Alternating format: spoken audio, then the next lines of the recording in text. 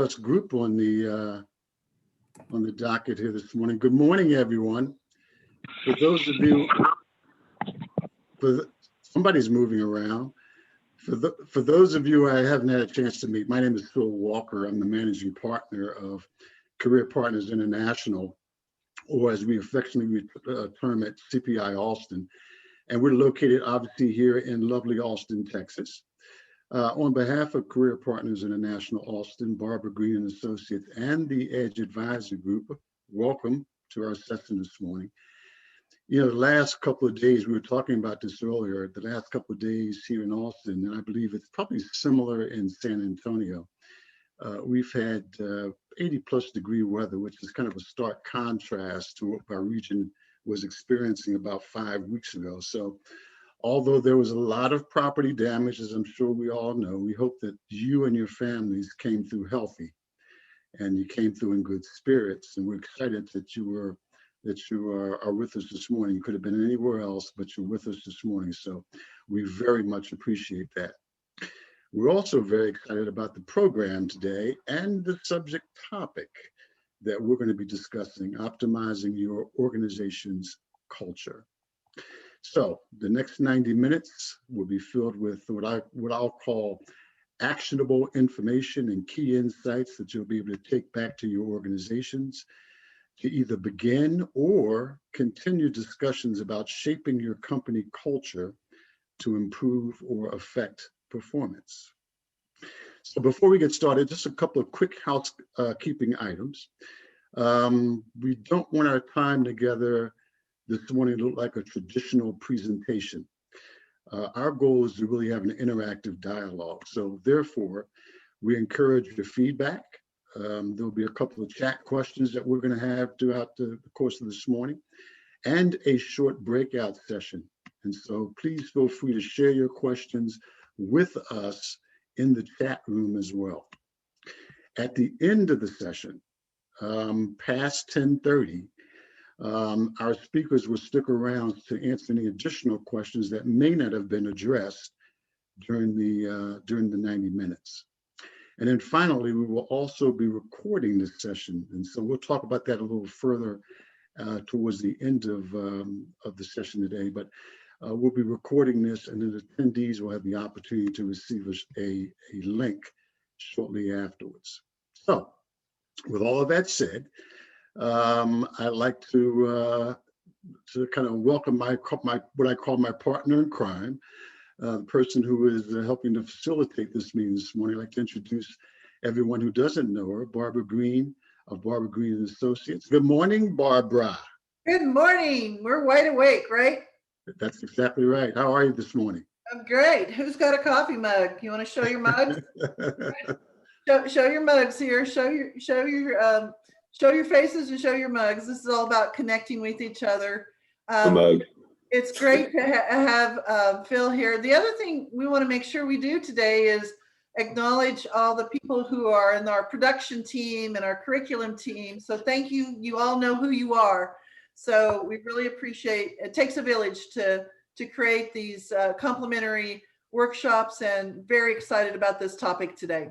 Yep, and so I'll just mention them very quickly. Karen Gomez, Linda Farley, Vanessa Rodriguez, thank you so much. As always, as I mentioned yesterday, you guys are the wind beneath our wings, and so thank you for keeping us on time and set up. So with all of that said, Barbara, why don't you, I mentioned a little earlier, CPI, Career Partners International, partnerships, members. I'm not sure the folks in our meeting this morning really know about CPI as a global organization and network. Why don't you share a little bit about who we are as an organization? Yes, you know what some people have said to me, Phil, is I thought it was just you, Barbara. It wasn't anybody else. And the truth of it is that there's a whole lot of support through our Career Partners International. Phil and I both are owners. We're equity partners and owners in CPI, which means we have a local team between Austin and San Antonio that provides services. Yet, what is also cool is that we have the whole world to be able globally with our partnership because we really know our partners. And that makes a whole difference is in helping our clients. It's really exciting. Great. Thank you, Barbara, for that overview. So let's talk a little bit about our program today and how we're going to spend the time over the next 90 minutes or so. So over the past 12 months, I think all of us, we've witnessed numerous organizations really pivot in their business strategy as a result of the impact of COVID-19, social and racial unrest, and an economic recession. And as a result, one of the key areas that organization leaders are looking to drive is not just talent attraction and talent retention and diversity and employee engagement, but also organizational culture. And I think, as we all know, your company culture really defines for you and for others how your organization does business, how your organization interacts with one another, and how your team interacts with the outside world. And so specifically, that means your customers, your employees, your partners, your suppliers, media, and other stakeholders. And a positive culture, and especially in business today, is unfortunately the exception more so than the norm. But a strong organizational culture can clearly differentiate a business from its competitors, certainly in the mind of its stakeholders. So again, we know that a strong culture leads to ongoing involvement and participation by a company's employees and can predict current and future financial performance. Isn't that interesting? Organizational culture impacts current and future financial performance. So we'll focus on this this morning on these and other benefits related to the impact that a culture aligned with business strategy can have on an organization. I mentioned a little earlier that we were excited about the subject topic. We are doubly excited about our speaker today, Anita Page. And Anita is the Senior Vice President of the EDGE Advisory Group, who also is a strategic partner with CPI. Anita brings over 23 years of executive and consulting experience in working with organizations and leaders to help them learn and grow to their fullest potential. She has worked and consulted in both the public and private sectors, including Boeing, IRS, Coca-Cola, City of Dallas, U.S. Army of Psychology Demand, and the Yavapai Prescott Indian tribe in Prescott, Arizona. Most recently, she was nationally recognized for her groundbreaking work in the government sector. Anita specializes in business transformation and cultural change. She helps leaders create a business culture where individuals, teams, and organizations can transform and drive unparalleled performance and financial results. As a sought-after master facilitator, her strategic and tactical approach helps strengthen organizational culture, which ultimately drives business results. That's why we're here today. And in addition, Anita is a motivational speaker, thought leader, and accomplished author. She currently resides in Raymore, which is right outside of Kansas City, which I believe, Anita, that's where you are today. But she also has offices in Kansas and Washington State. So just very quickly, the four areas that Anita is going to cover today are going to be the business case for the why, as it relates to organizational culture and business performance. What's that framework look like to help build the right culture? What's the impact of the leaders on that culture? What are the role of the others within that organization? And then, as I mentioned before, we're going to have breakout sessions and we're going to have some chat questions that we're going to ask. We are encouraging you to give us feedback about what you guys are doing within your own organizations that you see is working. Okay, can we go to the next slide? Thank you, Anita. Thank you so much. And Linda, could you back that up just one, please? just to the topics, thank you so much. Phil and Barbara, thank you for having me here today. And Phil, you did such an amazing job setting the stage for culture and what culture is and what it does, that I can almost take a break for the first 5 minutes. Just relax a little bit. So thank you for setting the stage on that. And again, I want to thank everyone who is in a supportive role to make this workshop successful today. And I'm using the term workshop versus webinar because workshop means what? Work. We're going to have an opportunity to really do a bit of work. And it looks like we have incredible talent as a part of this workshop today. And one of the things that really excites me is an opportunity to collaborate with folks, an opportunity to learn best practices, an opportunity for me to tap into someone else's experience and talent and background. So I would like to say that with my few years of experience and with the experience of Phil and Barbara on the phone call, if we were to add up everybody, we probably have thousands of years of experience. I'm not trying to age anyone. I'm just saying that there's credible opportunity as a part of this workshop. So thank you so much for allowing me to be here today. Also, I just want to reiterate that you may notice that I talk a little bit fast. I'm going to work really hard to slow it down. As Phil mentioned, the recording is available, so don't worry too much about jotting down the notes. It sounds like you're going to have access to this recording afterwards.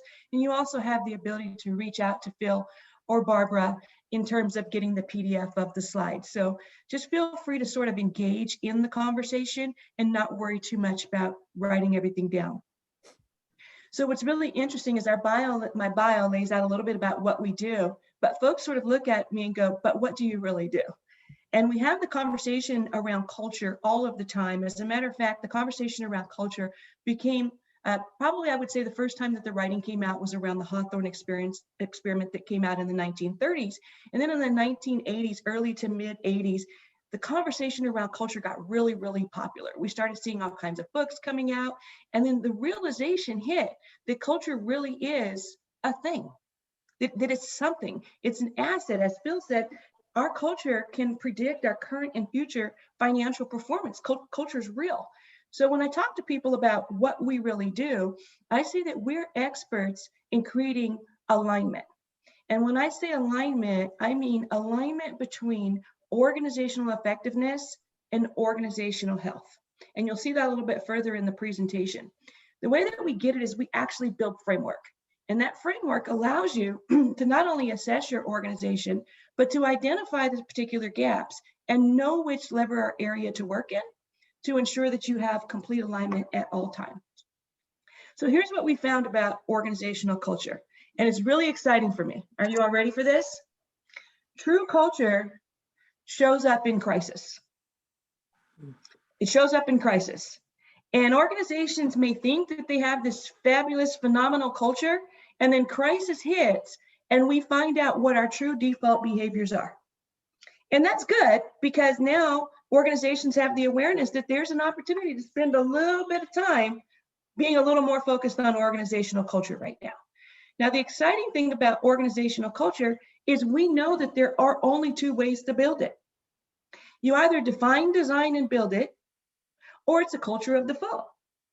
And if I were to get really good at throwing out hints, here's the hint. If you didn't build it on purpose, then it's a culture of default. And it may be performing for you right now, but that doesn't mean that it always will. Because anytime we have an asset that's working, but we don't know why the asset's working, we can't replicate it, we can't leverage it, we can't do anything with it because it's working, but we really don't know why it's working. So we're going to spend this first part really establishing a business case for why we want to focus on organizational culture and specifically cultural alignment within the framework of ensuring that we have alignment. And I'm not going to do case study. I'm just going to work really hard to convince you that it's important. Here's why I want to convince you that it's important, is that so many times it gets pushed into the middle of the organization somewhere, and it's not viewed as strategic.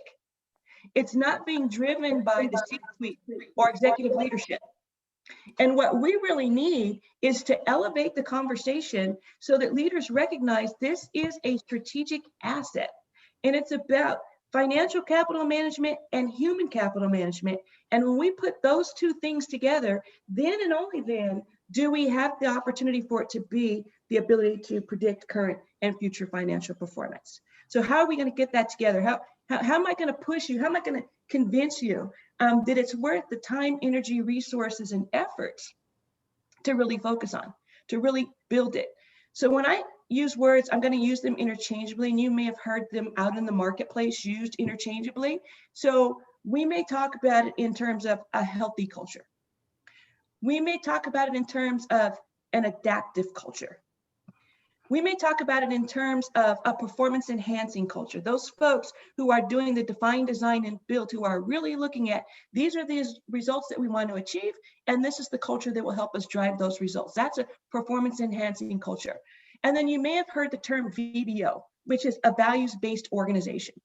And what that means is the organization is saying, these are our values, these are our non-negotiables, and we want a culture where they're lived out on a daily basis. And we're so intentional about that. If we take the Zappos model, leaders are evaluated based on how well they live out, demonstrate, and influence the company's values. That's a VBO. It's a performance enhancing culture. And when they first came out, they said, our vision is to create the highest level of customer service that the world has ever seen. They established the values that go with that and the behaviors associated with those values. And that became the metrics that they used to determine whether or not they had an asset that was good. Now, here's the deal. Culture is kind of that sort of nebulous thing that people don't want to spend a whole lot of time with it because we don't really understand it sometimes. But if we're not intentional about identifying culture, what it looks like from a design perspective, and how it supports every aspect of our business, then we won't put in the right metrics. And how many of you know, as professionals in your organization, what gets measured is what gets done? So I want to bring culture and make it real. I want to go back to the 1980s when they realized that culture was a real thing. So when I talk about culture as a real thing, like everything else in the organization that has a demonstrable impact on the enterprise's success in creating and protecting enterprise value, I mentioned that it warrants leadership and directors and all senior executives to really understand it, to know how to measure it, to know how to reinforce it continuously, and to improve when and if needed. And I'll tell you why that's so important. Do you want me to tell you? If you want me to tell you, you have to raise your hand and say, please, please tell me. Just, you have to get unmuted. Say, please, please tell me. Here's why. Expectations are where organizational culture originates in practice.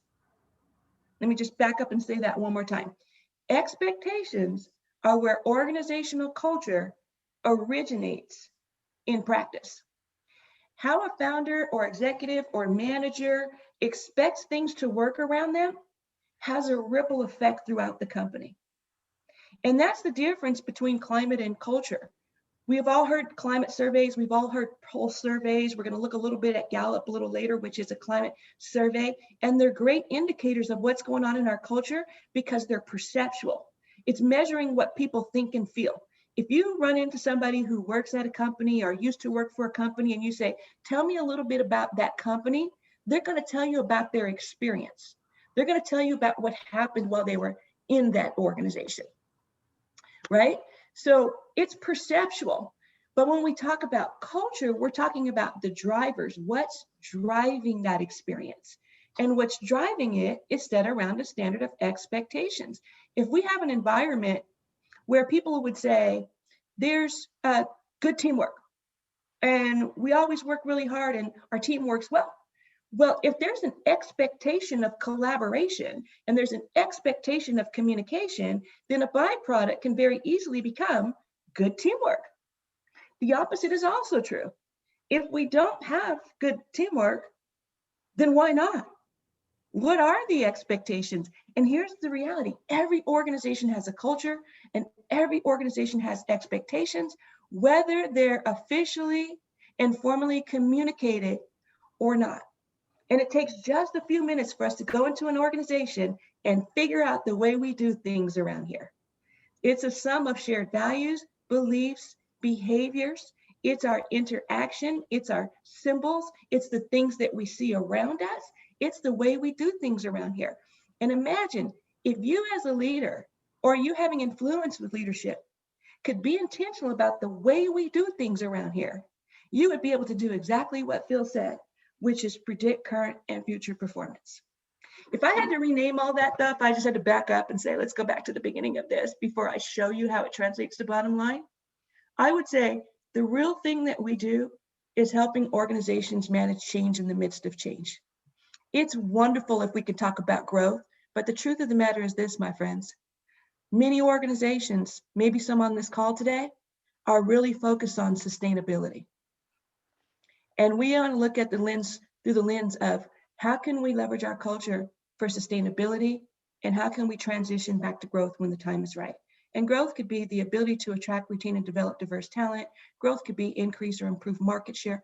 Growth could be innovation. Maybe we had to be really innovative right now, but think about it. If innovation is the goal, but we don't have an inclusive culture where we tap into the talent of every individual, if we don't value cognitive diversity, then how are we ever going to get innovation? It's not going to work. Okay, so that's all the soft, fluffy stuff. Let's talk real stuff. When we look at the slide that's in front of you, this is an 11-year study of 12 firms with performance-enhancing cultures, meaning they were intentional about building an organizational culture to drive performance through people and through process. And how many of us know those go together? We're going to talk about in a little bit why strategy is not enough, why process change is not enough, why we have to have the ability not just to involve, because when we talk about continuous improvement through the lens of lean, we talk about continuous involvement. We're going to go another layer and say engagement, right? And what does that do? Well, when this study came out, they realized of these firms that were studied, that organizations that were intentional about it outperformed in revenue growth, employment growth, stock price growth, and net income growth. And I hope that just looking at those numbers alone is an indication of the value that your organization can bring. Not only does it differentiate you in the marketplace, but it leads directly to business performance. And there's more than just this research out there that will tell you how organizations that are intentional about culture outperform their counterparts. And I would suggest that if you don't have the access to it, let us know what you need. We're happy to not only give you business case, which is justification for the work, but also share some case study. DuPont is an amazing model around case study. If you really want to dig in, they implement process and the fact that safety is a #1 priority for them. And rather than looking at how we train safety, they looked at how we build a culture of safety. And when we talk about values as non-negotiables, here's what we know. Organizations right now are working remote. They're different. Irene, I think you said you don't mind working from home. You get it done, right? But sometimes it's difficult for us to be intentional about maintaining culture, but it is possible. And here's what we know to be true and why it's possible, and why I suggest that DuPont study is not only do we translate it to the bottom line, but when we're really good at culture, it transfers beyond bricks and mortar. It transfers beyond departments and division. It transfers beyond national versus international locations. Our organizational culture can become very broad. Now, sometimes how people live out the values may look different, but the culture is consistent. And we want to figure out consistency in culture by looking at a way to ensure that not only do you know your culture and what it can produce, but you have alignment between your culture and results. So if we could look at the next slide, please. Here's my life, and I know you see the gray hair, but I'm going to age myself a little bit. And so you will know that the hair matches the age and the experience. I'm going to give you an example of when I was in school, our teacher had overhead projectors. And some of you who've had that, just nod, it's okay. Yeah, Benita, we've seen the overhead. And what would happen is the teacher would give us a test, right? And then the teacher would put that blank test up on the overhead. And then when it's time for us to correct it, all of a sudden the teacher would put that overlay. You remember that transparency? When I first started facilitating, I had to carry a box of transparencies. We didn't have PowerPoint. I would take turns. Let me just tell you this, friends. If you're ever in that situation again, which I hope we never are, don't drop them. It's over. It's over. I've dropped them. So here's what this is. This is me going to the front of the room and saying, if you want alignment, here's your overlay. Here's what you put on this. We call it a business application model.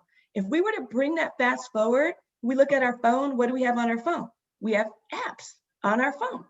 This is an app for your business, but we're going to keep it in transparency format because we want to be able to work around this circle. So here's what we first know. As an organization, we have to be able to scan our business environment. Phil talked about the challenges. Corona is part of our business environment, right? Social unrest is part of our business environment. The need to be able to change and navigate through uncertain times, it's part of our business environment. And if at the executive leadership table, we're not consistently doing this, we're gonna fall behind. And here's why, guys. Doing a 3 to 5 year strategy and then putting it on the shelf is not enough. There has to be consistent evaluation of that strategy as it pertains to the changing business environment, because it's changing every few minutes, really, if we're gonna be honest. So then we look at the business environment and then we say, we need a strategy to help us manage through this environment. And in the strategy, we have to align our people, systems, and processes, and we have to ensure our structure and capability and capacity is there. And we're too soon with culture. We're going to go through the boxes first, is that we make sure that that's there. So we have our strategy, we have our people, systems, and processes, we have our structure and capacity and capability, and then we see leadership sitting right in the middle of that brown circle.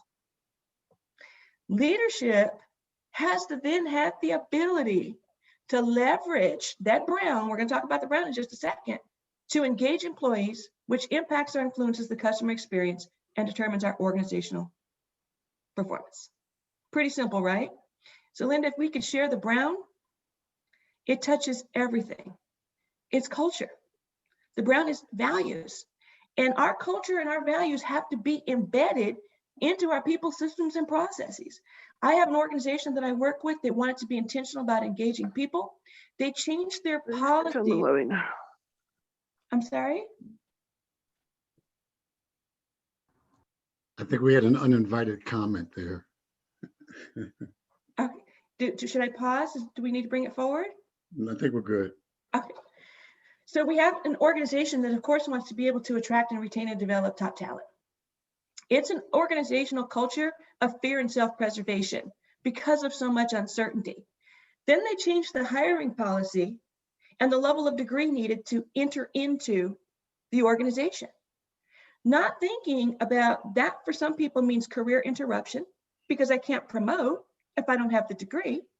And then it also means that what the organization communicated to the folks in that organization that was self-preservation is that we value education over experience. And by the way, these people have never been in this business before, but have the appropriate degree, are going to be your managers. Now we're all out of whack. If we would have thought about the culture that we wanted to promote, if we wanted to talk about what it is we needed to accomplish, if we would have looked at this holistically, I guarantee you, because the organization has said, we would have done things a little bit different. So if we can advance to the next slide, I'll share with you what happens in my world. And I'm going to give you all, this is like, you're going to get a peek into Anita Page's life, and this is what she sees all the time, right? So when I work with an organization, here's what happens. If you would click for me, please, Linda. They're pretty clear on the outcomes that they're currently achieving. They know about the way they deliver their service. And sometimes they're aware or not aware of their culture, but it's there. Their outcomes and their success in service delivery are directly in alignment with their current culture. Your culture determines what you can produce, right? If we could back up one. So then the organization says, here's our strategic plan. These are the outcomes we now want to achieve. And I say, great, how are you going to deliver that service? Sometimes they've gone through service delivery reengineering. They have some sort of a lean process, Office for Lean Transformation, and we're clear, this is what we're going to do. And then I say, great, let's go for it. And guess what happens? They attempt to deliver on those new outcomes, if you could click, with the same old culture. We don't know if your culture is producing X, how do we know your culture can produce Y? And maybe it can if you're on the side of being intentional, but we don't know for sure. So what we say with an organization is we need to make sure that we have the appropriate alignment. Because if you look at what was just on there, that's out of alignment potentially. So if you would advance again, please. Here's our proposal. Let's look at ensuring that we have alignment. And if you'd advance, and advance, and advance. This is our goal. So what does that look like? What does that mean? Next slide, please. And we're getting you to the point where, guess what? You're going to tell us something. You're going to tell us something good, because we're going to pull you and ask you where you're at in this entire conversation. It's not going to be me going to the overhead and saying, hey, what are your answers? It's going to be me saying, where are you at in this conversation? Have we convinced you that this is important? And I'm using that word very strongly. I want to, if I could spend my whole life convincing people that this is important, I feel like I would have made a huge impact in this world. Because most of us spend so much time in our workplace, sometimes more times in our workplace than we do with our family. And wouldn't it be super amazing if you could go to work in a healthy culture, if you could go to work where you appreciate and acknowledge and had the opportunity to deposit your talent, if you could be a vital part of a team and your opinion and your answers and your experience matters, it would impact your whole life as well. So my new life mission when I get off of this workshop is I'm just going to go tell the world this is important. Until then, I'm going to tell you folks, okay? So an organization has to have a balance between being smart and being healthy. Now, on the smart side, we have strategy, marketing, finance, and technology. And technology is not our IT. It's not our, let's call the IT guy, because we need to make sure that we can manage Zoom calls. For us, technology refers to the methods used by the organization to transform inputs to outputs. Excuse me, it's examined in terms of job design characteristics, as well as the degree of interdependence among members. So what does our structure look like, right? We talked about systems and structures and policy. What does the structure look like? And then the organization also has to be healthy. There has to be minimal politics. And I'm not talking about the whole thing that we just saw with the election. I'm not talking about those kind of politics. How many of you would nod your head, say, yes, Anita, there are politics at work. There are landmines we need to navigate. There are things we need to be careful of. Sometimes there are activities that people perform that elevate their own status. Sometimes there's a misuse of power. Sometimes there's a win-lose. I mean, those are politics. And a healthy organization minimizes all that. There's minimal confusion, which means there's complete role clarity, high engagement, high productivity, and low turnover. And even though smart and healthy are both 50% of the equation, here's what we found. Leaders will spend 80 to 90% of their time on smart. Here's why. There's easier answers. It's a comfort zone. That's what we know how to do. We got to figure out how to go to the next level. Let's plan. We got to figure out how to go to the next level. Let's put strategies. Let's identify some new KPIs. That's the comfort zone. It's measurable on the smart side, it's objective, and it's data-driven. And I'm saying it's not enough. We have to have that alignment. We have to spend equal, and I'm saying equal, and that's a really bold statement, equal time on smart and healthy. Advance to the next one, because I want to see where you all are in this conversation. This is super exciting.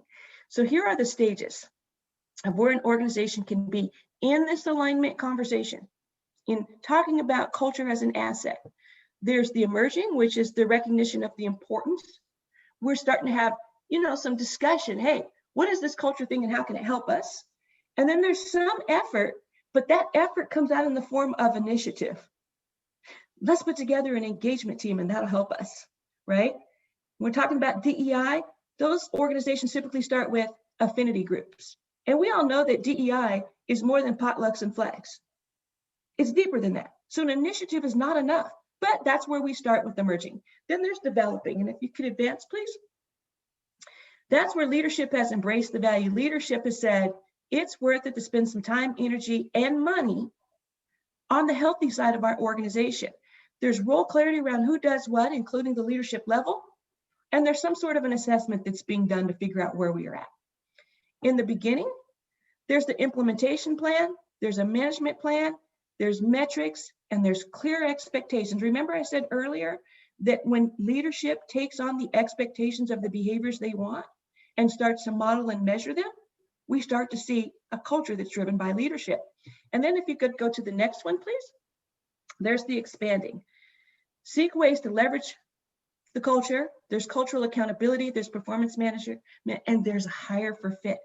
We stop hiring just on skill set And we start hiring based on folks that would be a good fit for our organization and folks that will promote our organizational culture. The truth of the matter is this: we hire oftentimes for skill and we fire for attitude.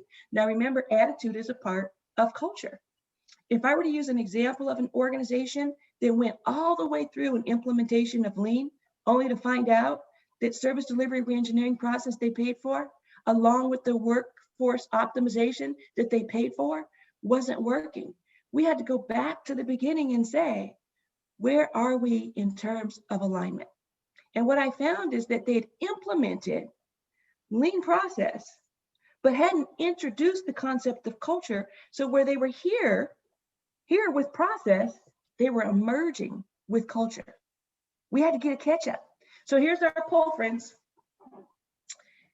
And our amazing folks are going to handle this. This is not me. But if you had to identify what stage your organization was in terms of alignment, what stage would you say you're at in the alignment conversation?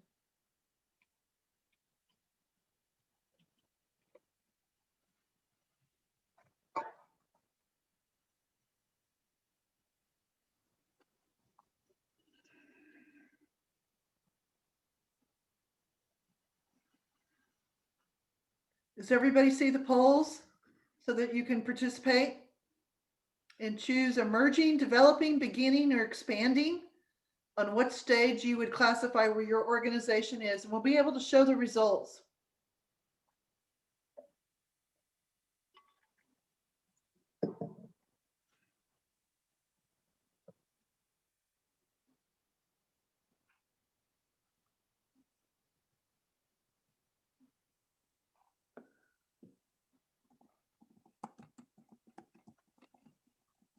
Oh, a lot of Great. developing. Yes. Perfect. Does this poll get saved when the recording is saved?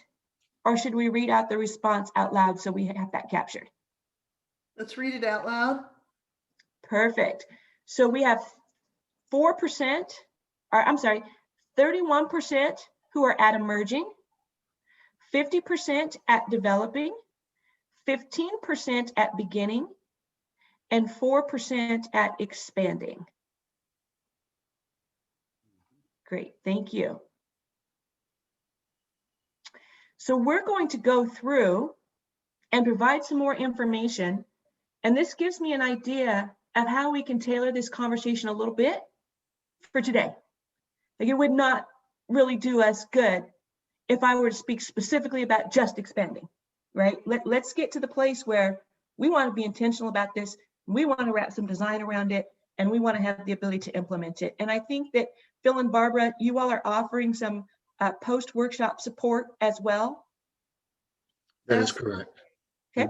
Mm-hmm. So as we go through this, think about where you're at, how you responded, and what might be helpful for you to know to take you to the next stage, to either help you be successful at the stage you're at or to take you to the next stage, and then connect with Phil or Barbara to be able to get that support or figure out what that looks like for you.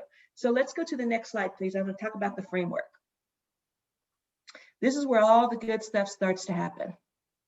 This is what organizational performance looks like in the framework. And everything I share with you from this point forward is going to be the same thing, shared a different way. I'm going to go from macro, which is this slide, to micro to take a closer look at it. And then I'm going to flip the script and say, let's look at it this way. So I don't want you to think that this is anything different than the first one I showed you with the business environment, with the culture and values, with the leadership, with the systems. This is that. Now just big picture, simplified. So here we go. So aligning culture and strategy. What that means is, if you could advance, please. Organizational effectiveness is directly driven by an alignment with organizational health. I am using health intentionally in this illustration because we talk about culture, but we're not always talking about culture. Sometimes when we say culture, we're really talking about climate. We're really talking about the effectiveness level. Culture means we're getting down to the drivers. And if you could advance, please. Another word for health is culture. You're going to hear me say a lot about health. health and culture, and where your drivers are at, because there are specific drivers for success. Now, here's the argument. If we work at the climate level, which is the effectiveness, and we do that well, and we do it over a period of time, then it stops becoming what we do and starts becoming who we are. So we may have change enter into the climate level. It's not a bad thing. It's just that we have to have the awareness until it becomes repetitive, because the best way to sum up culture is our habits, our shared values, beliefs, behaviors, our habits, the way we do things around here. And we can create a habit on the climate level that becomes a part of the way we do things over time. So don't think climate is bad and culture is good. They're both necessary. I just want to make the distinction between what we're talking about. If you'd advance, please, to the next slide. Here's the same thing looked at through the lens of micro, right? So when I look at this, there are three key components for organizational performance. There's organizational transformation, there's organizational strategy, and there's employee engagement. And one of the things that we know is strategy is not enough. How many of you have had the opportunity to look at some really pretty strategies? Like sometimes I go, who did that? I want to do mine like that. Oh, that's so cool. But then what oftentimes happens with strategy? On the shelf. Put it on the shelf. And when I interact with a new manager or leader, I often sometimes say, what is your role in strategy? They sometimes don't know. So if we look at it on the organizational transformation side, this is about leadership and management. It's about evaluating the organizational structure. We talked about that technology piece was the smart piece of it. It's looking at the organizational climate, and it's looking at organizational culture. That's business transformation. If we want to transform our business and we don't evaluate that, then the mistake that gets made is we go over to the strategy side and think we're going to strategize our way out of something. And here's the reality. You can't strategize your way out of something that you behaved your way into. I'll back that up. You can't strategize your way out of something that you behaved your way into. So yes, we have brand new leadership, but we have behaved in such a way that we can't engage the people and leverage their talent, and we don't have it set up that way. I've been recruited to an organization to come to work because they decided in their strategy that they had a strategy to attract a certain type of talent that had certain abilities, and that was going to drive results, definitely promote innovation and creativity. And then when I got there, guess what I found out about the culture? When I came to the leadership meeting and I had a good idea, I could tell by the faces of the folks sitting around the table that you need to be here 9 or 10 years, Anita, before you have a good idea. Right? You haven't been here long enough to have a good idea. So what happens? That talent starts to shut down. It starts to disengage.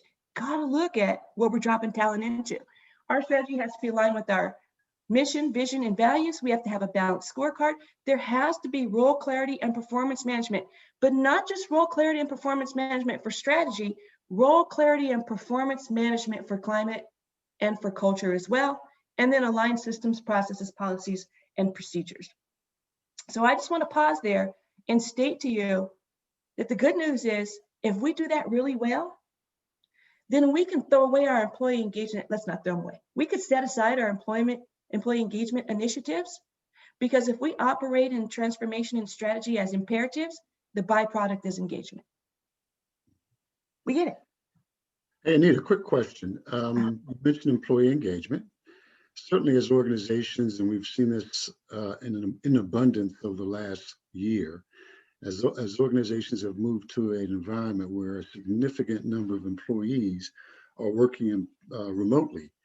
How does that impact developing the right kind of culture when you have most of your workforce, or at least a significant number of your workforce, working from home or working outside a physical location where everyone's centralized? Mm-hmm. I feel that's a really good question. And employee engagement is directly correlated with organizational culture. And when leaders make decisions through the lens of their culture, what they want to protect and grow, then they make effective decisions for how to manage and lead people even outside of the building. So an example of that would be an organization that I work with didn't have what I would say an organization where there was a foundation of trust, an organization where there's a foundation of accountability. So in order for them to manage the at-home work, what they did was make them turn in sheets at the end of the day that identified what they did in 15-minute increments. That was the decision for managing outside of the workplace. Versus going to the folks and saying, we're working remotely. One of the things that they refuse to say, because remember, culture is about what we talk and it's our language, they refused to say working from home. They were not allowed to say working from home because what they were doing was working remotely. They could work anywhere. They were working remotely. And they made sure that that language is intact. And then they said, how can we be effective at maintaining communication? How can we be effective at maintaining accountability? How can we be effective at making sure that information is getting out on a timely basis? How can we be effective at making sure that employees have everything they need? And then you know who they asked? They asked their people because it's an inclusive culture.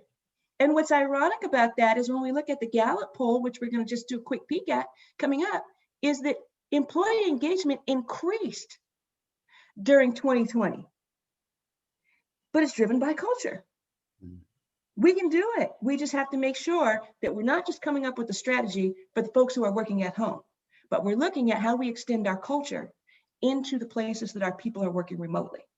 And Anita, the importance of the leader involved in driving that culture is critical. I mean, I just got off this week a phone call. People are doing engagement surveys all over the place. They're trying to get an understanding of what their employees are thinking and feeling. And I'm happy to say that everything you're talking about is in alignment. This executive told me, Barbara, I gotta send you my engagement scores. They were 5.0 out of 5.0. Mm-hmm. And he went through exactly what he had been doing. And this is during COVID. And believe me, this is an organization who has had more than their chaos. Mm-hmm. Imagine. And this leader still had 5 out of 5 point engagement scores. And so, and the pride that he had. So it can be done, but it does take a village, doesn't it? It really does. And Barbara, stay on with me for just a second. If you would advance to the next slide, I'd really like to lean into your expertise here because you just showed the continuum of what it looks like. And there's not a specific place that we have to start, but we just have to know that it goes together, right? So when we look at, success through people, process, and technology, we know it takes transformational leadership. We know it takes an adaptive culture. We know transformational leadership supports that culture, which then impacts process excellence and gives business performance. And I know you do a lot of leadership development and coaching and support. And when we say transformational leadership, does this fit really what it is that you do and how you help executives and managers do it better? Absolutely. And part of that is where people have been rewarded for a long time for their expertise, their transactional expertise, their subject matter expertise. Then they move into the leader role and the company says, oh, we need them to act like a leader and not a subject matter expert. Well, we got to get a mind shift going, right? And a mind shift and be able to give people some time. Okay, before they ever even get into that role, that gets into the whole leadership development, that how the person thinks of themselves. What do they think of themselves as being able to show up, be present, and really look at a 360 approach, which is exactly what you're focused on, of where all of our key stakeholders are and where the organizational transformation is. Thank you very much. If we could back up one slide. I love what Barbara said about a mindset shift. Transactional leadership focuses on strategy. When we talk about transformational leadership, it's shifting the mind to know that you're leading more than a process, you're leading more than an outcome, you're leading more than a strategic imperative. It's about leading an organization. And if a leader has that expertise, if you could go back to it, and changes, because we can't change what we're doing unless we change what we're thinking. And I just want to remind you that culture is attitudinal. It's an attitudinal shift before the practical shift occurs. Or there's a practical need for shift, and we have to have the attitude piece catch up with it. So Barbara, it sounds like you have some really good leaders who have thought about really what that looks like and what it means to lead. And it sounds like their survey results are indicating that. And it's a work in progress too, Anita. They don't stop learning. See, they continue that continuous aspect of continuing to learn and grow and listen. I'm sure that Absolutely. is to be able to listen to each other. Absolutely. I love, Barbara, that, man, I think I just love to spend time with you. Quite frankly, you see that last little arrow that comes before business performance is learning. Organizations that are going to continue to have a competitive advantage are learning organizations. Plain and simple. I can't change it. It just is what it is. You have experts on this workshop who invited you to be here, who can help support within this model. It is this. If we get alignment, I'm telling you that there's nothing that your organization can't do. All limitations are mental and they're self-imposed. And if we look at limitations in a company, they're typically mental limitations over practical limitations. You just got to get it. Can I go to the next slide, please? Barbara, thank you for that. Oh, my pleasure. Let's bring forward what some of those results might be that your leaders are talking about. I'm using the Gallup poll here. And the reason why I use Gallup, it's not my proposal to say, hey, you should go out and get Gallup. I use them because they're very credible in terms of polling, not just in the workplace, not just with people, but as a whole, first and foremost. I also know that they're extensive in their polling. So if we look at these numbers here of folks who are actively engaged, disengaged, and actively disengaged, and I'm not going to read through each one. Hopefully your screen is big enough for you to do that. I just want to tell you, these are the results of over 100,000 teams, 2.7 million individual workers worldwide. This is what they came up with in terms of actively engaged. And you remember when I had the role responsibilities and role clarity on the one side, right? And we talk about culture.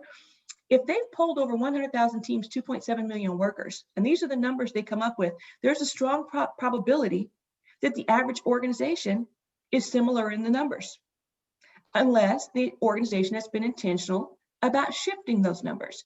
And here's the deal, friends. Engagement is tied to bottom line results. Satisfaction and morale are not. They can't be.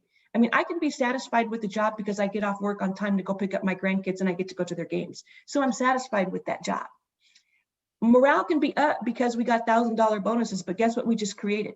The expectation for more $1,000 bonuses, right? So morale is going to ebb and flow. Satisfaction is going to ebb and flow, but engagement is something that can predict performance. And it's really important. Now, doing the right thing is key. Because in an organization, if I have people who are actively engaged, guess how we reward them at work? These folks are energized and aligned to the organization's priority. And guess how we reward them? By giving them more work. We ask them to be a part of every committee. We ask them to give them more work.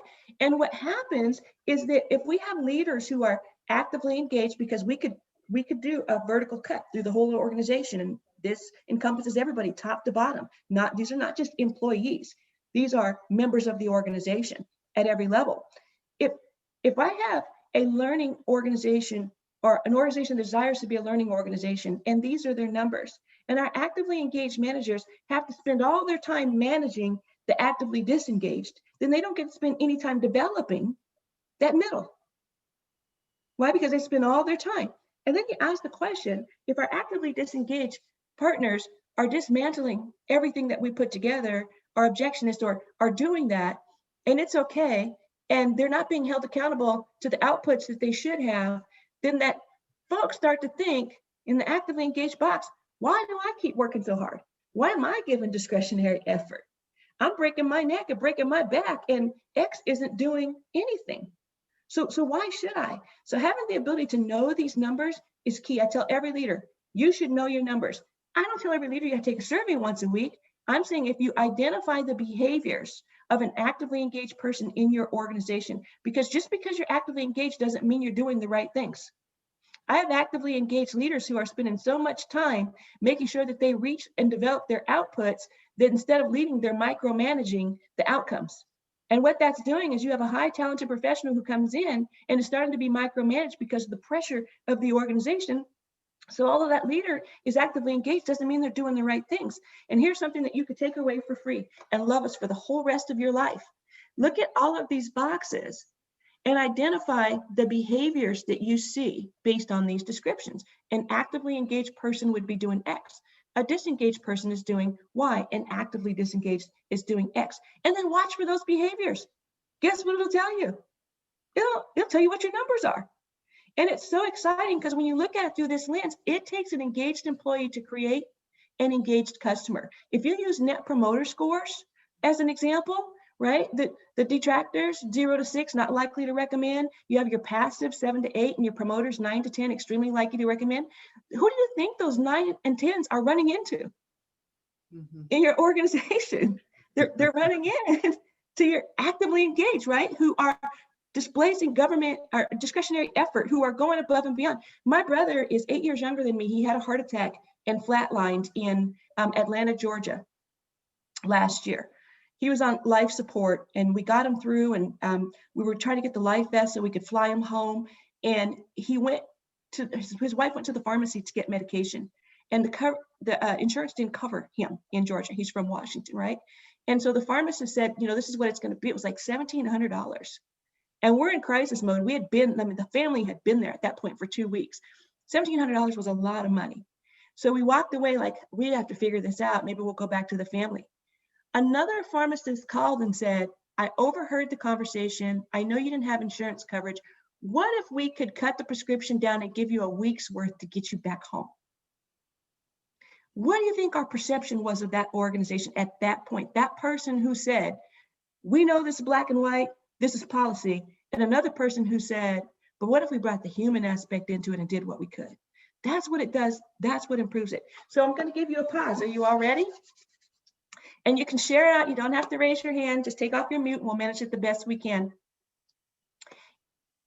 If you could shift your numbers, and the positive outcomes are customer loyalty, productivity, production and productivity being two different things, well-being, organizational citizenship, partnership. If you could shift your numbers, what would you get in your organization as an outcome?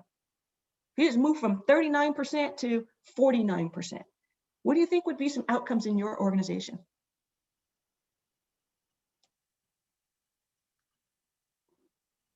Better communication. Better communication? Is that Elaine? Yeah. And they want to correct that. Thank you so much, Elaine. And may I ask you the question behind the question? What would better communication buy you? Oh, I think that would buy us just, sorry, in my head I'm thinking, that it would be smoother transition through some of the ups and downs of this with pandemic, with the youth that we're trying to serve. Mm.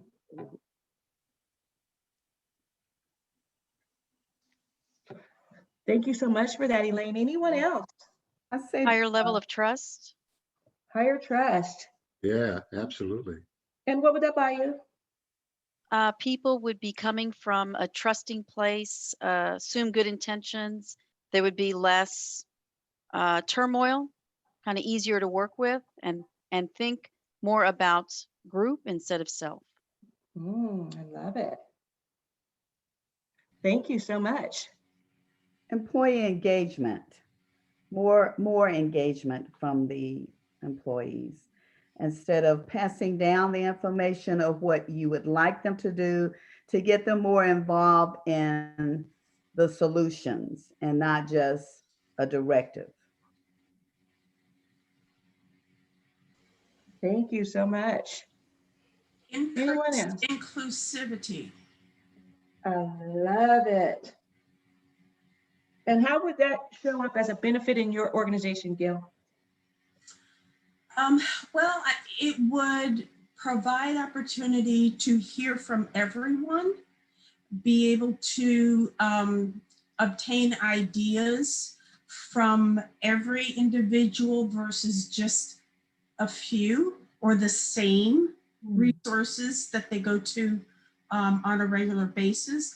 Also tapping in and growing all people versus relying on just you know, those of comfort. And Anita, we have some chats. Camilla says, less silo between teams. Less silo between teams. And May Snowden offered increased awareness and focus on inclusive behavior, drives teamwork, collaboration, and performance. Wow. I love it. Thank you Could so I much. ask for a those comments. question in regards to, because like I know with recent developments in a lot more race relations in this country, how can you with more intergenerational, because I remember in a previous meeting there's like 6 generations working, you know, some are very quiet about race relationships, and then you have some on the side of the younger side that are very like vocal about, and how do you balance that out with more engagement? I don't know if we can talk about it later, but it was just a question I had because this is really good conversation. Mhm. That's what you're talking about. Thank you. Will you pronounce your first name for me? Camilo? Camilo. I want to make sure I'm respectful in saying it properly. I'd love to just pause for a second and hit on it really high level. When we talk about organizational culture, and our engagement numbers are directly related to organizational culture, I'll make that standpoint and substantiated by data, right? Our goal as an organization is to have the ability to engage a diverse population of people, which is why in the design phase of culture, it's important to have a collective voice and not default to our own assumptions or bias around what culture looks like. It's the first thing. The second thing is, if we create, and I'll just take one thing that's absolutely necessary for those emerging generations, and there was a study that came out from Deloitte in 2016 that said by 2020, 50% of our workforce was going to be millennial, and by 2025, 75% would be millennial. And let me just be really clear. Millennials expect to work in a healthy organizational culture that's very diverse in every category of diversity. That is an expectation. So if we're going to talk about organizational culture and driving engagement, the primary component of our organizational culture to have that conversation has to be safety. If we don't have a culture of safety, those important conversations are never going to come forth. We also have to have, and I don't want to go too far off, but there also has to be an organizational commitment to anti-racism, not just DEI, right? An organization that's committed to anti-racism will then identify values as non-negotiables that are part of anti-racism, embed them at the cultural level, and create an expectation that there are behaviors that show up every day in our workplace that indicate that those are our values.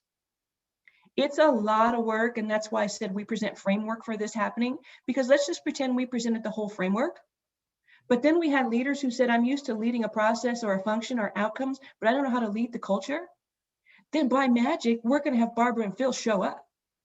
And we're going to have Barbara and Phil equip those leaders to be transformational leaders. It's going to take all of the components that we shared with you on the slide to get to the point that we can shift our numbers by building that culture.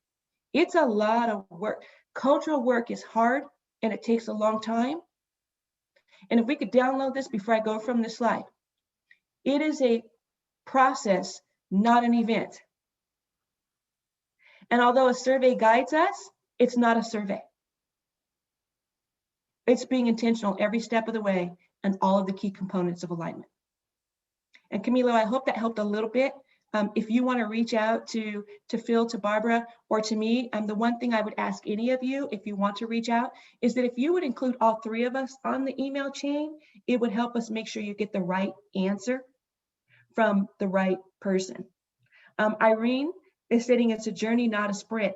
I love that. Wouldn't it be nice if we could do it quickly? Thank you for that, Irene.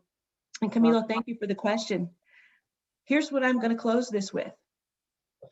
If this translates to our bottom line, and it has the ability to predict and perpetuate performance, which gives us the ability to identify current and future financial success, then we have to move it from an initiative to an imperative. We have to. And that's the first part. When that begin phase, it has to come in as an imperative. If you could, you're very welcome.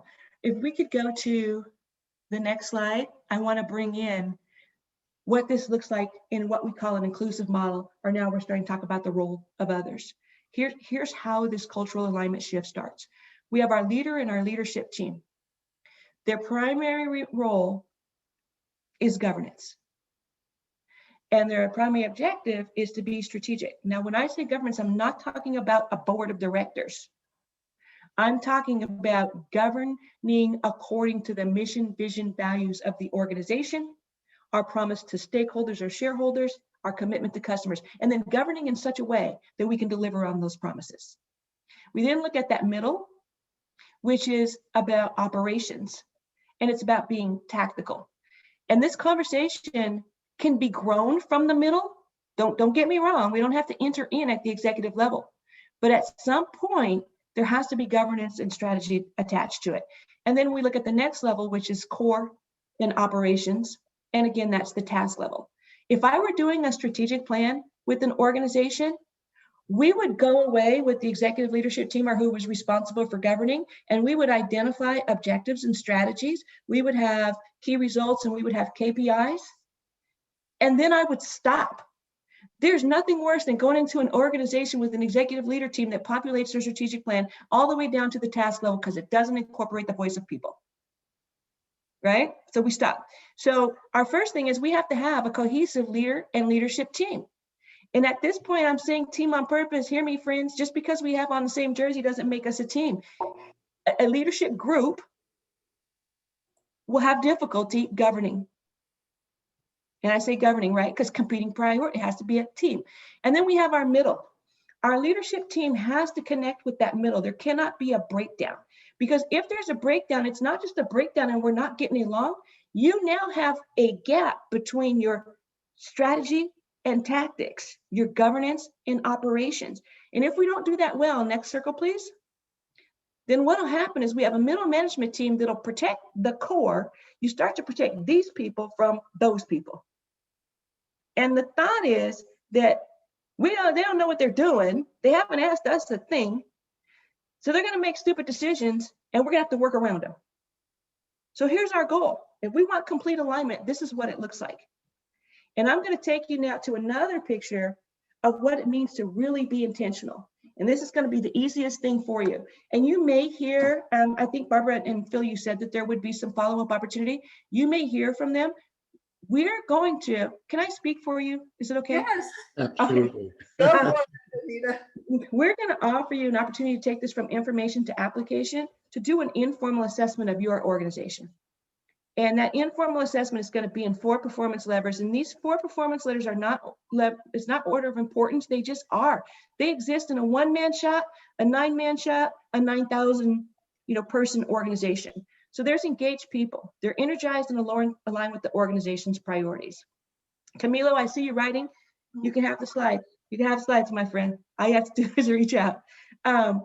Second one is leadership effectiveness. And this is about the competencies, capacity, and the ability to be catalysts for change. Oftentimes when we talk about transactional leadership, we're looking at competencies, sometimes capacity, but we overlook the opportunity that an organization has with transformational leadership, and that's the leader who can be a catalyst for change. We then have our cultural connectors. It's our shared values, beliefs, and behaviors. It's teaming and collaboration. It's our decision-making path.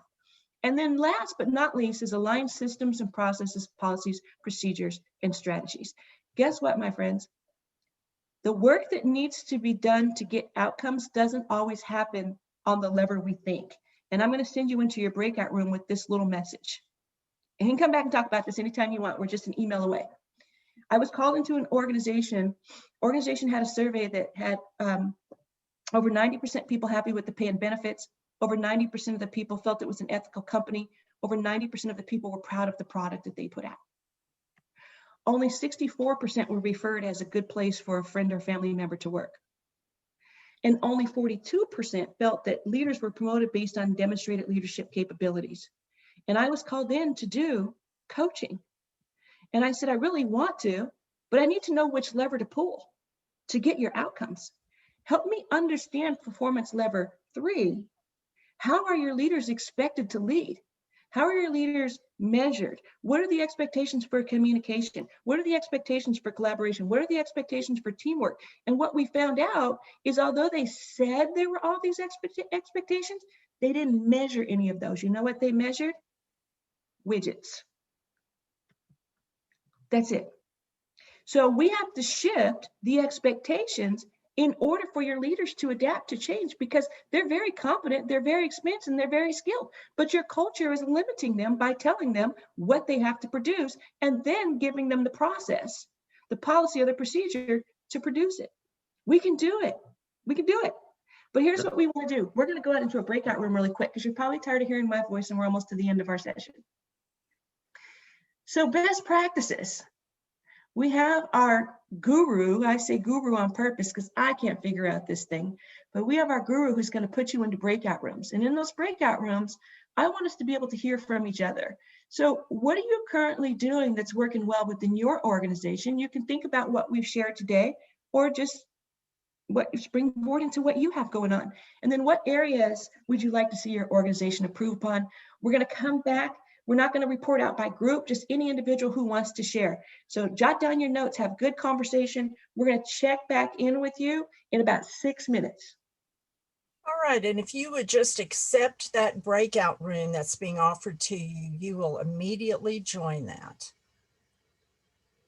Go ahead and just accept your breakout room.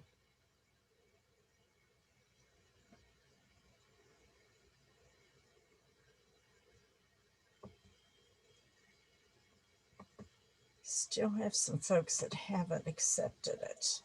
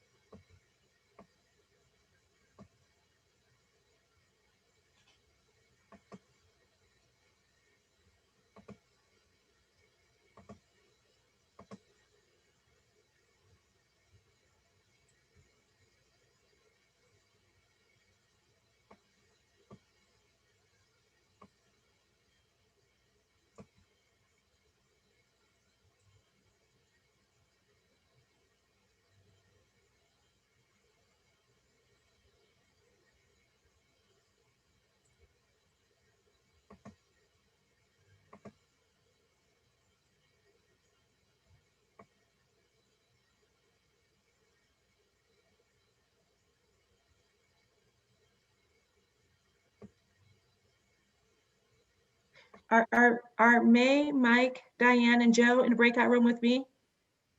They did not join breakout rooms. So yeah, they're in still the big room. So you guys can talk if you'd Do like. you all want to hang out with me for these few minutes? Sure, and Sure. I joined late. I was on another call, so that's probably why I didn't go to breakout room. Yeah, that's fine. Well, it looks like by default, this is our new breakout. There you Hey, go. friends. So I'd love to hear from you. We're going to hear from the broader group when they come back, but I get to hear from you one-on-one. What do you have going on that's working well within your organization? And are there any areas you'd like to improve upon? This is Joe. I joined late, so I'm sorry if I missed some things. But the part for me that is, it's a long-standing organization. It's still in the beginning stages. It's never evolved past that. And that's my challenge, is really around the silos and the individual focus, where there's a leadership team, but it's really middle management and hasn't evolved into the leadership, into the strategic issues. They still work as subject matter experts with minimal senior interactions. Have you thought of any solutions to interrupt that, Joe? Yeah, I'm thinking really, I like the model that you laid out as a way of getting them to understand and do a self-assessment to really get them to own up and understand the larger dynamics. And then I've been doing an assessment with that team, with each member of the team, to really help them understand, for me to understand what needs to happen for them, and then do an educational component, and then do the teamwork. But they're well-meaning people. They just have not evolved as an organization. Well, I'm glad that they have you here driving change and results, Joe. Thank you. Very much so. And I was not put into the rooms. I showed up late, so I imagine that's why I didn't get assigned. Well, I mean, this is not a bad booby prize. I get to be with you. No, I'm not complaining. I just tease it. I was Anyone assigned, else? Joe, and I was the only one in the room. Oh my goodness. Well, now you're back with So I'm us, outside May. you. Yes, which is wonderful. Anything you'd like to share that's currently working well in your organization? Well, I'm also a consultant and coach, and so I'm going to talk about some of the things I've seen. Is that all right? Yes, please. Okay, so things that seem to be working well within organizations is the whole focus right now on, oh my gosh, we thought we were doing diversity and inclusivity or inclusion, but now when we start looking at equity, racial equity, gender equity, equity within all underrepresented groups, we now see why our results are not moving. Yeah, so what's working well is that there is a clear awareness that what we're doing is not working. All right, but people still don't know what they need to do. And the areas that I see that is lacking is that leaders have not really focused in on the vision, their corporate vision, and what their diversity, equity, and inclusion vision should be that ties into their corporate vision so that everybody sees themselves in it. I love it. See themselves living in it. They can feel it, they can smell it, they can touch it. It's all part of them. So that has not really happened. And the other things that hasn't happened that I'm so glad that you mentioned was the values and how you must be leading from your values. You're leading from your values, you should get to your vision if you have really done the work to put that together. And so since that's not the case, people are looking for, they're going to say, well, what's X company doing? What's Y company doing? What's Z company doing? Well, no, they all have different cultures and they're not there either. So let's us understand who we are, look at our own, assess our own as you are asking people to do. And then I think then that would be something that once they understand their vision and their values, that will lead them to the rest of the piece to build their structure, strategy, and policies and processes in that diagram that you showed me. I love it, May. Your clients are very fortunate to have you. Thank you. And you too, Anita. I've learned a lot from you. Thank you so much. Thank you. Anyone else? So this is Diane. I work for a health care company or system. And what's interesting is what worked very well was operationalizing and bringing in other staff to help. But now we're in the process of demobilizing some of those, I'm going to call them resources, because they come in, they work a lot of hours, but they really kind of take culture, because as they're coming in and they're all contractors, they don't, so they do well in providing care, but they don't necessarily align to everything else, although we do bring them in and put them through cultural things. So the focus now is, as they're leaving, is to go back and to find where we're off on our foundational things. So when we look at our, mission, vision, values, and all the things that we require, especially of leaders, what can we put on the side to really provide care during COVID? And we need to have those things back. Otherwise, we won't have the culture that we need. And along with that, it brought in probably more diversity. So we do have diversity initiatives in that, but now we're going down to probably a deeper level to provide awareness, because I would say before there was awareness, but when we go in to do interventions or stuff, you can see where the conflict starts, and it's usually around lack of respect. Mm. And so for each other as coworkers. So it's going back to those things, looking at what needs to be retaught, what needs to go through to say to work here, these are the requirements that you have to have, but making people aware when they're having conflict, it's often because people emulate what they see on the news or on television and stuff like that. And oftentimes it's not the best behavior that they see. And they come in and then, you know, people are all about, well, here's what I want. Well, that's great. But what do we want as a team, and how are we open and respectful to everybody rather than bringing in what they see in other places? Not to interrupt, our folks are coming back, and in 6 seconds, everyone will be back in. Thank you, Linda. And Diane, thank you. It sounds like you have all the pieces, the mental models there. I wish you the best in, in executing on that. For you folks who are coming back, there was a couple of us that didn't end up in breakout rooms, so we just made our main room our breakout room. So we'll, you know, pick up our blanket off the couch and go back to normal. All right, let's go. All right, so at this point, I'm going to say, you know, thank you. It was wonderful to present to you, and I want to turn it over to Barbara and to Phil to really get your feedback, what you talked about in the room, and to say it's been an extreme pleasure having you, and I just really want to listen now to your feedback. Thank you for having me. So I'm here to listen. What's happening in your world? Just Barbara, Phil, let's capture it. Yeah, go ahead. Who'd like to share some insights that they had in the breakout rooms? Just speak up. And since I know most of you, I'm going to call on your names too. No, I'll go ahead. All right, go for it. My name is Libby McGee, and I'm with an organization called Any Baby Can, nonprofit in Austin, Texas. And I've been here all of 2 months. And one of the things that I feel is currently working well within the organization is that we have a CEO that's been here 3 years. She is a person of color. And one of the things I've noticed about her and the feedback that I've gotten is she's very visionary. She knows what she wants in the organization, but she doesn't always tell you that. She lets you get to it by yourself. She will receive input for almost everything.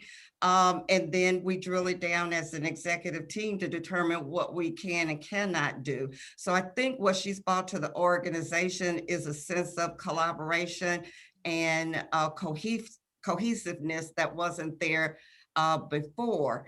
In terms of the areas we'd like to see our organization improve on, I was actually talking to her yesterday, and we were talking about an employee relations issue and accountability, all those things.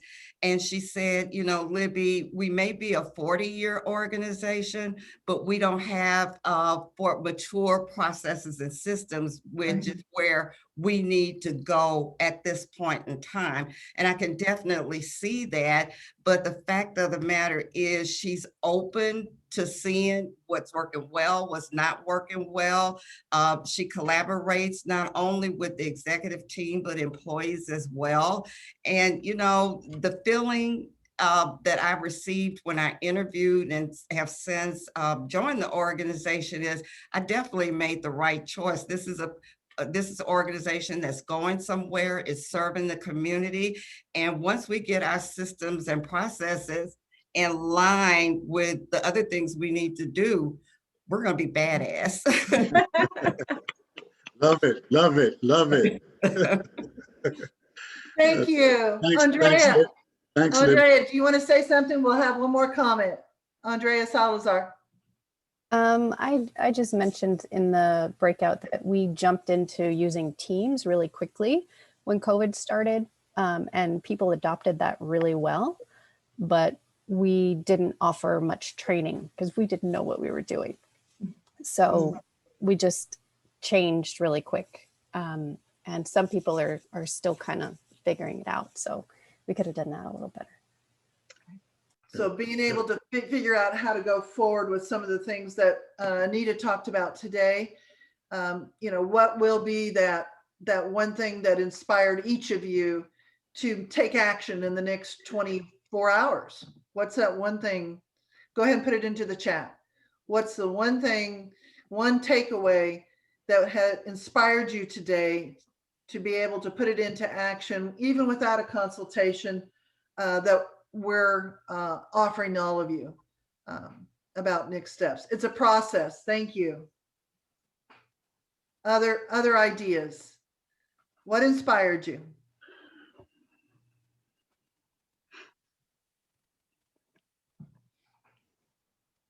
What will you do differently in the next 24 hours? Culture Eats strategy for breakfast. Lunch, Carrie, I love it. lunch and dinner, no question. That's great. Phil, what do you think? Absolutely. Look at these comments, improves relationships. Oh yeah, absolutely. Thank you, Judy. Reaching out to staff, engaging with, oh yeah. Absolutely, Elaine, no question.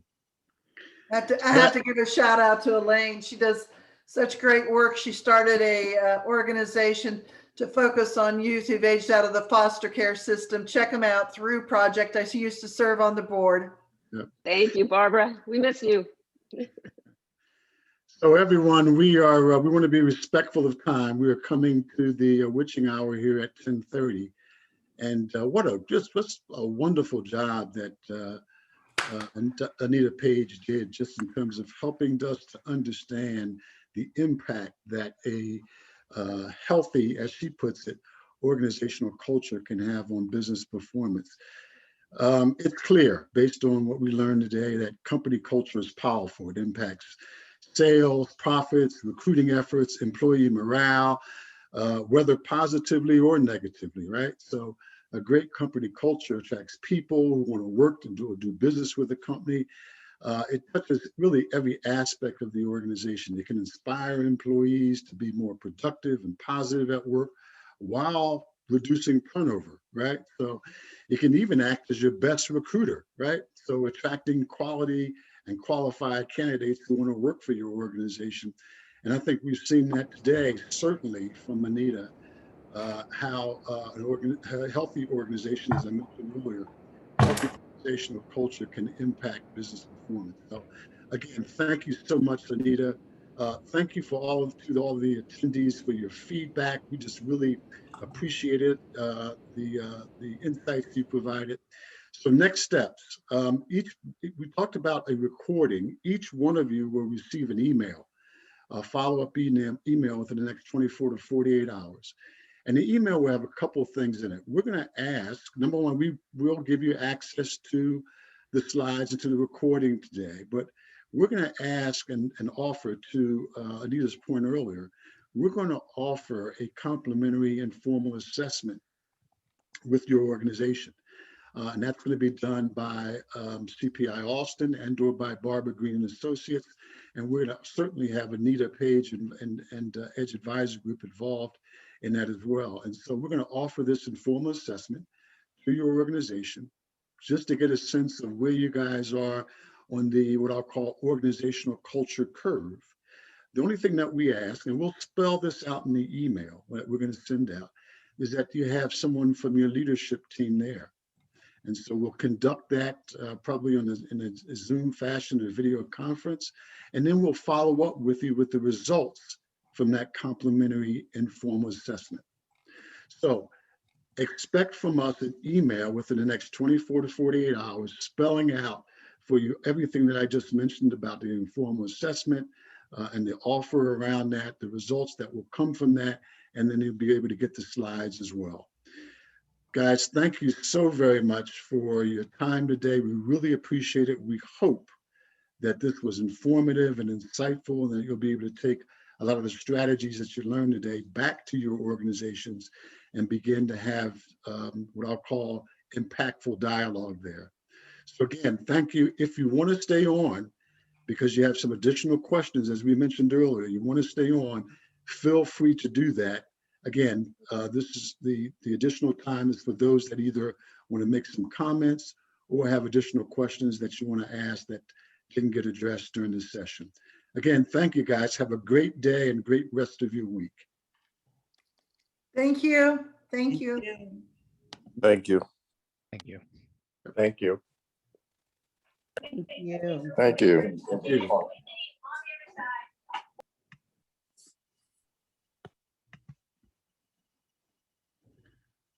Do we have any folks staying on to ask any questions? Well, we have Gail. Yes. Gail, you're here. Gail, let's start with you. Meet Gail Baker, everyone. Hello, Gail Baker. Hello, everyone. Hi, Gail Baker. I'm a Gail's fan club, one of them. Okay, just put it out there.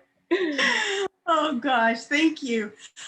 That absolutely was a terrific session. So thank you, Anita, for all of that information, and Phil and Barbara for even bringing this to light. Culture is a very important initiative, so to speak, for BD. In that our CIO came on board a little over a year ago, did some observations on his own